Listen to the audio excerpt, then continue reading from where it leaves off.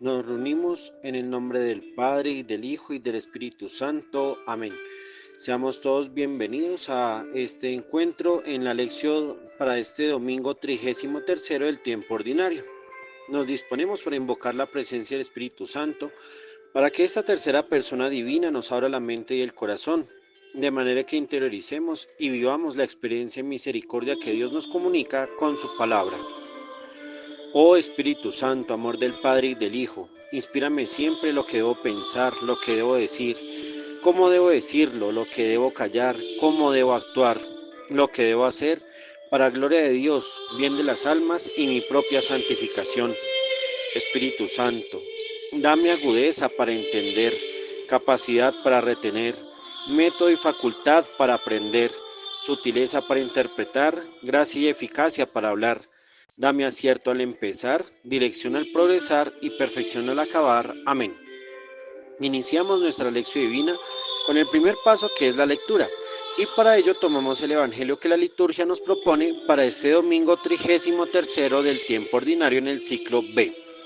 Buscamos en nuestros textos bíblicos el Santo Evangelio de San Marcos, capítulo 13, versículos 24 al 32. Marcos 13, 24 al 32. Mas por esos días, después de aquella tribulación, el sol se oscurecerá, la luna no dará su resplandor, las estrellas irán cayendo del cielo y las fuerzas que están en los cielos serán sacudidas. Y entonces verán al Hijo del Hombre que viene entre nubes con gran poder y gloria. Entonces enviará a los ángeles y reunirá de los cuatro vientos a sus elegidos, desde el extremo de la tierra hasta el extremo del cielo. De la higuera aprended esta parábola. Cuando ya sus ramas están tiernas y brotan las hojas, sabéis que el verano está cerca. Así también vosotros, cuando veáis que sucede esto, sabed que Él está cerca, a las puertas. Yo os aseguro que no pasará esta generación hasta que todo esto suceda. El cielo y la tierra pasarán, pero mis palabras no pasarán. Mas de aquel día y hora nadie sabe nada, ni los ángeles en el cielo, ni el Hijo, sino solo el Padre. Continuamos con nuestro segundo paso, que es la meditación, por lo que hablaremos brevemente del contexto y luego analizaremos algunos detalles particulares. En Marcos culminamos hoy la propuesta humanidad de Jesús, donde la vida, el servicio, la donación, la coherencia, la transparencia y la identidad giran en torno a la centralidad de Dios y en ser su imagen y semejanza. En el relato de hoy encontramos un fragmento sobre las últimas enseñanzas de Jesús antes de su pasión, Pascua que ya meditamos en la Semana Santa de este año B. El texto de hoy presenta un tema escatológico, es decir, una presencia de Dios en dos realidades temporales. El presente, que contiene unos signos que deben discernirse para encontrar la voluntad de Dios, y el futuro que vendrá para cada uno y para todos. Para muchas personas estos textos suelen ser confusos, porque con ellos tristemente se han generado alarmas, miedos y propagandas que, en vez de mostrar el rostro misericordioso de Dios, generan la falsa imagen de un Dios perseguidor y castigador. Pero el otro extremo está en negar la importancia de vivir con radicalidad y convicción lo que Dios espera de sus hijos. Los símbolos que se presentan a continuación requieren ser entendidos en tres etapas: antes de la llegada de Jesús, en la época de Jesús y en la época actual, porque, como lo veremos, la presencia del Hijo del Hombre ha estado, está y estará con nosotros, y nuestra tarea es lograr que nuestra vida sea una tensión entre la hora y el mañana, entre el hoy y la llegada del reino que nos espera. Y como es una esperanza, nadie está obligado, pero tampoco a nadie se excluye de esta bella invitación de amor. Iniciamos este texto con las señales cósmicas. La palabra cosmos originalmente significa orden, preparación de la belleza. Es una estructura que permite entender una organización y unos parámetros en pro de lo estético. De ahí viene la palabra cosmética, el arte de la belleza.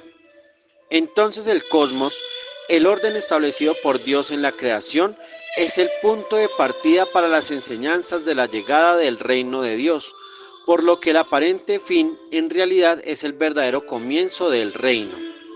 Primera señal: el sol se oscurecerá. El sol, como bien lo sabemos, es la fuente de energía, luz y calor. Aunque en algún momento de la historia se negó su centralidad universal, hoy sabemos que es uno de los ejes del movimiento del universo. En la época veterotestamentaria, al sol no se le nombraba como tal, sino que se le dice lumbrera mayor, y ya luego se le asignó el nombre propio, pero su significado variaba, ya que podría hacer referencia al astro resplandeciente o era simbólicamente utilizado para hablar de los poderes temporales, como Babilonia, Egipto, y en el contexto de Marcos hace referencia a Roma y a su imperio. Cuando Jesús dice que el sol se oscurece, está hablando de la pérdida de propiedades del sol, y más allá de ser un fenómeno físico, es la gracia de entender que todo poder temporal y mundano pierde su brillo y su fuerza cuando llega Dios, pues si bien van a darse signos cósmicos cuando llegue Dios en su reino, en la vida propia esto se experimenta cuando se es capaz de reconocer que ante Dios no hay nada ni nadie más poderoso o luminoso, y tú lo vivirás cuando sientas que Dios es tu única prioridad, que Dios siempre ocupa el primer lugar en tu vida, en tus decisiones y en tus actividades. Este oscurecimiento del sol lo vivieron los santos que jamás cedieron ante la presión de un gobierno político, ni se rindieron ante los ídolos de la fama o el dinero, ni cayeron en la vanidad de la imagen personal o el éxito del intelecto. Al contrario, su vida se llenó de tanta luz que irradiaron a los demás con el verdadero sol que es Cristo el Señor. Este primer fenómeno, la oscuridad del sol, es también una oportunidad que tenemos para discernir: en mi vida queda brillo y fuerza, porque debe ser el momento de replantear hacia dónde tiende mi vida. Hoy, en un mundo donde existen varios emperadores como lo es la fuerza política, el abuso de autoridad, el consumismo, el ego, el narcisismo, la vanidad, el talento artístico deportivo, el dinero acumulado, el saber que llena de soberbia, la carrera científica que busca opacar lo verdaderamente humano, la tecnología usada para oprimir, la pornografía y el sexo sin control, y así muchas situaciones que se vuelven soles en la gente que vive sin Dios, es nuestra tarea hacer que el verdadero sol brille, la luz brillante y hermosa que se enciende en cada Pascua, que es Cristo resucitado, la luz verdadera que ilumina a todo hombre y es capaz de entrar hasta los rincones insondables del corazón. Como podemos entender, si bien hay un aspecto cósmico, vivencialmente también sabes que el reino ha llegado a tu vida cuando los falsos soles se oscurecen y encuentras la luz en la palabra de Dios, en la liturgia, en los sacramentos y en la vida en comunidad. Segunda señal: la luna dejará de brillar. La luna, astro menor que ilumina la noche, inspiración de diversos poemas, fuente de nombres de pueblos, ciudades, libros y canciones, testigo silenciosa de las mejores experiencias de amor y también de los crímenes más inhumanos, es la segunda que perderá su presencia y su belleza cuando llegue el reino. Este astro, que gira alrededor de la Tierra y cuya luz no viene por sí misma, sino que es el reflejo de lo que hace el Sol, es señalada por Cristo como la que perderá su propiedad fundamental. Así como hay realidades que provocan luces y destellos en el día, en la noche también hay luces que aparentan iluminar la vida del hombre. Y acá es un punto interesante descubrir qué es lo que nos acompaña en las oscuridades de la vida. Cuando hay experiencia de muerte, enfermedad, miseria, pobreza, guerra, hambre, soledad, pecado, desempleo, incomodidad, incertidumbre, peleas, violencia, abandono, crisis espiritual y vacíos existenciales. Ante todo esto, ¿dónde encontramos luz y seguridad? La mundanidad ofrece varias alternativas para cada una de ellas, que intentan alejar la oscuridad y proporcionar falsas luces que resuelven cada problema. El aborto, la eutanasia, la venganza, el dinero fácil, la explotación del cuerpo, las armas más poderosas, la mentira, la grosería, el utilitarismo, la astrología, la infidelidad, la extorsión, la presión, la búsqueda de poder, el olvido de los deberes. Cada noche oscura tiene para el mundo una solución, pero como podemos reflexionar, en vez de solucionar el problema, antes empeora la condición humana. Las lunas que ofrece el mundo no son suficientes para una verdadera dignidad humana, por lo que la segunda señal que presenta Cristo es que ya no se necesitan más astros que ofrezcan brillos temporales en la oscuridad. Basta con que te dejes iluminar por Dios. En ese sentido, yo recomiendo que leamos dos textos, La noche oscura de San Juan de la Cruz y La imitación de Cristo. Textos que nos ayudan a entender que la palabra de Dios, la fe, la vida eclesial, la práctica de la caridad y la oración íntima y comunitaria son las que ayudan a iluminar las realidades más profundas que confrontan a cada persona. Acá también podemos discernir qué luz busco cuando me siento mal, cuando siento que todo está perdido o que todo ha perdido su valor. ¿Cuál es la luna que ilumina mis decisiones y acciones? Es un llamado para que busques no a ningún astro, ya la luna no sirve. Busca la luz verdadera que es Cristo, verdadero Dios y verdadero hombre que habita con nosotros. Tercera señal, las estrellas caerán. Como astros resplandecientes, las estrellas han sido organizadas y puestas en el firmamento, pero su función es autónoma e independiente. No dependen de nada, pero tampoco influyen en el ordenamiento del cosmos o de la vida humana. Sin embargo, desde la antigüedad se ha pensado que las estrellas emiten mensajes y de ahí nació la pseudociencia de la astrología. Pero como ya lo hemos visto con el sol y la luna, si no hay más brillo, ni fuerza ni poder fuera de Dios, las estrellas ya no son fuentes de mensajes ni determinantes de la personalidad. Así que cuando alguien nos pregunte sobre qué signo somos, ya no diremos es que soy Leo o es que soy Sagitario, no, porque eso no sirve para nada. Lo que diremos es que somos signos del amor de Dios, signos del perdón misericordioso de Dios, signos de la capacidad transformadora del Espíritu Santo.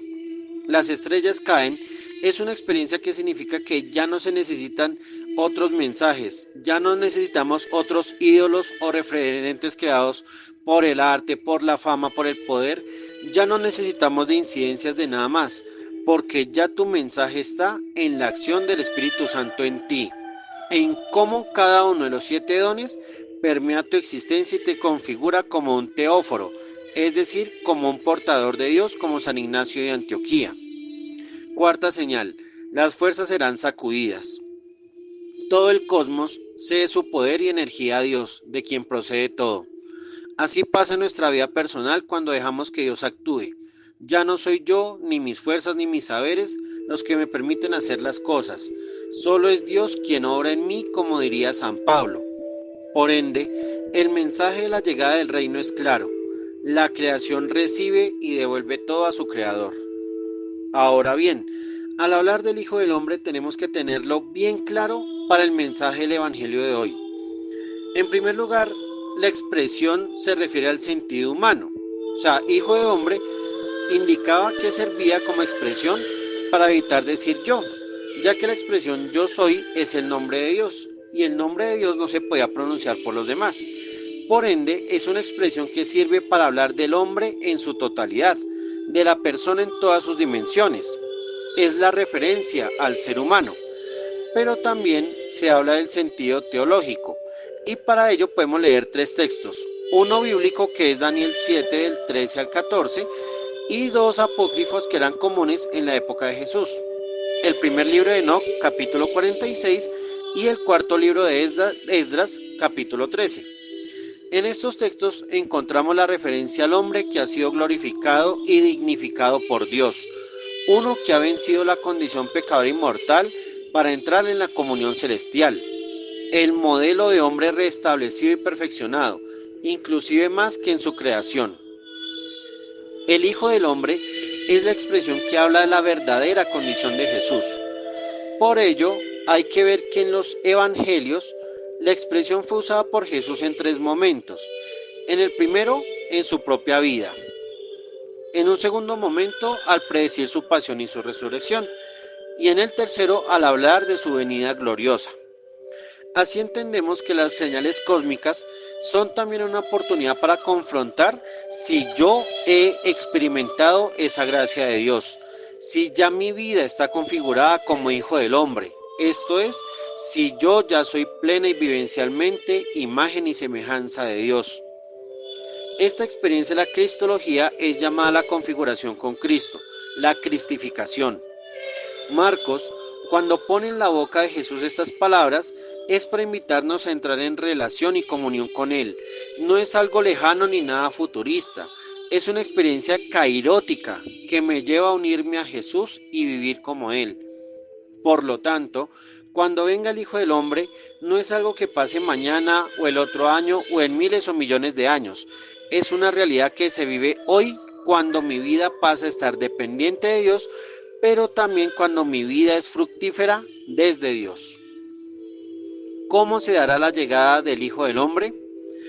Este texto resume el cumplimiento de la promesa hecha por Dios en Deuteronomio, capítulo 30, versículos del 1 al 14.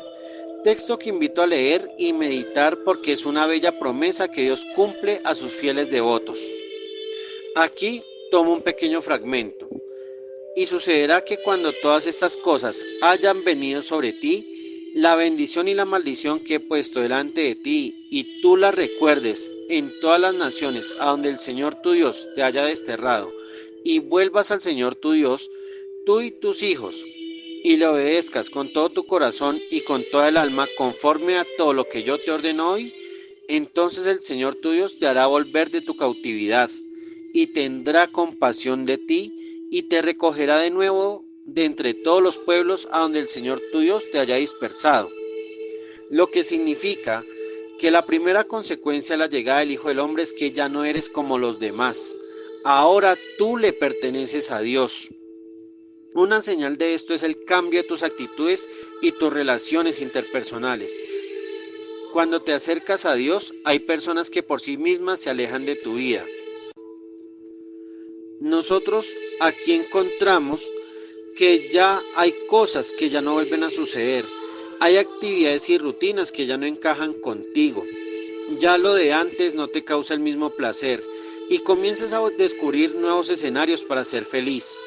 Te agrada permanecer en la iglesia, buscas la oración, celebras con frecuencia los sacramentos, vives con convicción, caridad y alegría tu fe. No tengas miedo si ya hay personas que te critican o te rechazan. No te avergüences si ya tienes otras actividades enfocadas en Dios. No te extrañes ni extrañes lo que ya has dejado por amor a Dios. Date cuenta que la recompensa de esta promesa es mucho mayor a los sacrificios que has hecho por ti mismo, por tu bien y por buscar y llevar el amor de Dios. Ahora en Zacarías capítulo 2 versículos del 10 al 17 encontramos cómo Dios mora con su pueblo. Jala, jala, huid del país del norte, oráculo de Yahvé, ya que a los cuatro vientos del cielo os esparcí yo, oráculo de Yahvé. Jala, sálvate, Sión, tú que moras en Babilonia. Pues así dice Yahvé Sebaot, que tras la gloria me ha enviado a las naciones que os despojaron. El que os toca a vosotros, a la niña de mi ojo toca. He aquí que yo alzo mi mano contra ellas, y serán despojo de sus mismos esclavos. Sabréis así que Yahvé Sebaot me ha enviado. Grita de gozo y regocíjate, hija de Sión, pues he aquí que yo vengo a morar dentro de ti, oráculo de Yahvé. Muchas naciones se unirán a Yahvé aquel día. Serán para mí un pueblo, y yo moraré en medio de ti. Sabrás así que Yahvé Sebaot me ha enviado a ti. Poseerá Yahvé a Judá, porción suya en la tierra santa, y elegirá de nuevo a Jerusalén. Silencio toda carne delante de Yahvé, porque Él se despierta de su santa morada. Démonos cuenta que este llamado es universal, pero los que responden y son acogidos son pocos, porque estos pocos experimentan el sentirse que son de Dios. Fijémonos en que el verbo morar, únicamente en la Biblia se habla de la presencia de Dios en el templo. Y si el texto dice que Dios viene a morar dentro de ti, es porque ahora tu cuerpo es templo de Dios. Tus palabras y pensamientos ya son sagrados. Confrontémonos entonces para saber si verdaderamente yo soy templo de Dios o si debo hacer algo más para que Dios habite en mí y yo pueda habitar también en él. En cuanto a los ángeles, hay que entender bien el significado de su palabra, ya que una falsa o errónea comprensión de su esencia puede desviar nuestra fe. Para entenderlo podemos leer primero 4 textos, obviamente son más, pero con estos 4 podemos entender qué es un ángel y cuál es su función. Si leemos Génesis capítulo 16 versículo 7, encontramos en primer lugar que son la misma presencia de Dios, es decir, al ser seres espirituales creados por Dios, en ellos está la voz, el pensamiento y el corazón de Dios. Entonces los ángeles no son fuerzas, ni son influencias, ni energías, ni mucho menos, y esto por favor que quede claro, los ángeles no son personas fallecidas. Un ángel es en sí mismo presencia de Dios. En segundo lugar, al leer Éxodo capítulo 3, versículo 2, encontramos que son manifestación de Dios. Es decir, para poder comunicarse con la humanidad, son enviados para entrar en diálogo con Dios. Esto significa que un ángel no busca una comunicación tú a tú con una persona, sino que su función radica en establecer un contacto vivo y cercano entre Dios y sus hijos. En tercer lugar, al leer Éxodo 23, 20 y Tobías 5, 4, es donde encontramos su significado más vivo, y es que esta presencia espiritual, estos seres, son enviados de Dios, ya que al ser una naturaleza espiritual, pero por su condición creatural, pueden ser signos de la presencia de Dios. Frente a su apariencia no hay alguna afirmación propia que pueda conducirnos a una imagen física o sensible. Pero lo que sí se puede mostrar desde la lectura del Evangelio de hoy es que su misión y objetivo es lograr la comunión entre Cristo y sus elegidos. Ahí es donde está la esencia angelical. Un ángel verdadero no busca dinero. Un ángel verdadero no busca poder, ni fama, ni prestigio, ni comida, ni placer. No, porque esto no es correspondiente a su ser. Son seres espirituales, no carnales, sino que un ángel verdadero busca, promueve y anima al alma humana a buscar a Dios, a deleitarse en Él. Son seres que al contemplar constantemente y eternamente la belleza, el amor y el poder de Dios, invitan a la humanidad a dejarse moldear por Él para que así su vida sea digna y tenga un sentido. Ahora bien, si los ángeles se encarnan o no, solo se descubre cuando una persona te conduce a Dios, te hace hermosa tu existencia y te ayuda a ser mejor ser humano. La centralidad del ángel siempre está en Dios. Su ser proviene y lleva a Él. Por esto Jesús dice que los ángeles van a reunir a los elegidos, a los seleccionados, desde los 4 vientos. Y recordemos aquí que el 4 en la Biblia lleva a pensar en los 4 puntos de la tierra, que equivale a decir que la invitación de Dios es universal. El texto termina con la enseñanza de la higuera. Como ya hemos visto, las señales avisan la cercanía de Dios, no solo en la llegada histórica en la consumación de los tiempos, sino en la presencia de Dios en la propia vida. Por ello se habla del paso de esta generación. Cada día, mes y año es una nueva oportunidad para que la generación de Dios no pase desapercibida, sino que es una bella propuesta para acoger el ser de Dios en nuestro propio ser. Por ello el cosmos pasa, todos los astros giran sin importar lo que hagamos. En cambio las palabras de Jesús permanecen, siguen resonando en el corazón de cada persona de buena voluntad. Por ello el final de este texto es muy bello, ya que nadie sabe nada, es decir, saber o conocer implica que ya una realidad ha sido aprehendida. Es decir, conocer significa ser dueño, apropiarse de algo.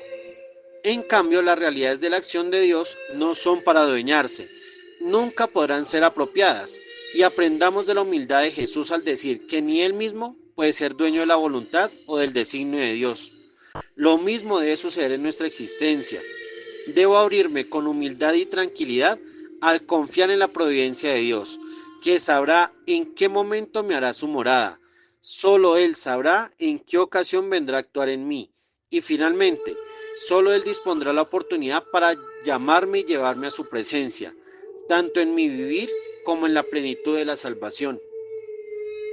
Al terminar este ciclo litúrgico este año B, y con el texto de hoy que terminamos ya formalmente la lectura del Evangelio de San Marcos, sería bueno un examen personal y un examen comunitario para responder a la luz de la fe.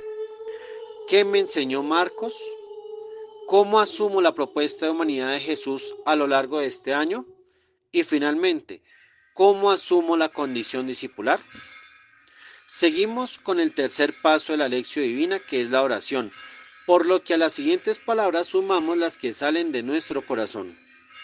Padre bello, Señor de la historia y el tiempo, gracias te damos por este año que está culminando en la liturgia, un año donde de la mano de Marcos nos has enseñado a descubrir tu llamada, limpiar la lepra del corazón, expulsar los demonios que nos deshumanizan, quitar la fiebre de egoísmo y protagonismo, recordar el primer amor vivido en la fe, buscar la oración como inicio y santificación de la jornada, ser semillas del nuevo reino, a creer y convertirnos para acoger el reinado de Dios, a caminar bajo el mar que nos quiere quitar la vida, a compartir el pan confiando en la providencia amorosa del Padre, a aprender a quitar la ceguera y sordera del corazón para ser verdaderos discípulos. Este año, buen Dios, hemos descubierto que el servicio dignifica la vida, que ser último lleva a acoger tu propuesta de amor, que necesitamos escuchar el grito y el lamento de los que te claman, Hijo de David, ten compasión de mí. Ha sido un año para reconocer el pecado, pedir perdón por el mal cometido y buscar la oportunidad para repararlo y reconciliarme contigo. Ha sido un tiempo para aprovechar el kairos de hoy y saber que tú lo único que esperas es que venda mi riqueza para darla a los pobres y seguirte a ti. Maestro lleno de amor, te doy gracias por el trabajo realizado, por las tareas y esfuerzos que se hicieron en medio de lágrimas y sudor. A tus manos pongo mi salud y la de todos los enfermos. Ayúdame a hacer tu presencia para bendecir y hacer feliz la vida de los que me rodean. Permíteme seguir alimentándome de tus enseñanzas y de tu cuerpo, de modo que al final de mi historia, mi alma y mi ser te busquen sin fin. Amén. En el cuarto paso de la lección divina, seguimos con la contemplación. Por ello, a nivel personal, evalúo mi configuración con Jesús y a nivel comunitario, examinamos cómo vivimos como imagen y semejanza de Dios. Como síntesis de la lección divina, primero ante Dios, ¿qué espera hoy Dios de mí? Segundo, contigo mismo, ¿qué me hace falta para vivir como hijo, como hija de Dios? Tercero, con tus hermanos, detectar cómo generar una vida más digna. Hemos llegado al quinto paso de la lección divina, que es la acción. Tu turno para aplicar lo leído, meditado, orado y contemplado. ¿A qué me invita la palabra? ¿Qué haré esta semana para cultivar lo que Dios ha hecho en mí? ¿Cómo replicar el ejemplo de Jesús? Ahora vamos a hacer de forma personal o comunitaria la lección a través de las siguientes preguntas. En la lectura, ¿qué dice el texto? ¿Cómo llegará el reino? ¿Cuáles serán las señales? ¿Qué se aprende de la higuera? En la meditación, ¿por qué se habla de los astros? ¿Para qué se menciona al Hijo del Hombre? ¿Por qué Jesús habla de la higuera? ¿Cuál es la intención de Jesús? En la oración, ¿qué le quiero decir a Dios desde lo leído? ¿Qué le ofrezco a partir de lo vivido? ¿Qué quiero pedirle a Dios? Y en la contemplación, ¿cómo vivo este texto? ¿Qué significaría para mí el reino de Dios? Terminamos nuestra lección en las manos de la Santísima Virgen María. Bajo tu amparo nos acogemos, Santa Madre de Dios. No deseches las súplicas que te dirigimos en nuestras necesidades. Antes bien líbranos de todo peligro, oh siempre Virgen gloriosa y bendita. Amén. Muchas gracias a todos por su atención. Dios los colme de bendiciones. Ya estamos cerrando este año litúrgico, por lo tanto, meditemos y aprendamos de lo que Marco nos enseñó. No olviden suscribirse a este canal y compartir este video. Recuerden que la palabra de Dios se lee, se ora, se celebra y se vive en comunidad. Terminamos nuestra lección divina en el nombre del Padre, y del Hijo y del Espíritu Santo. Amén.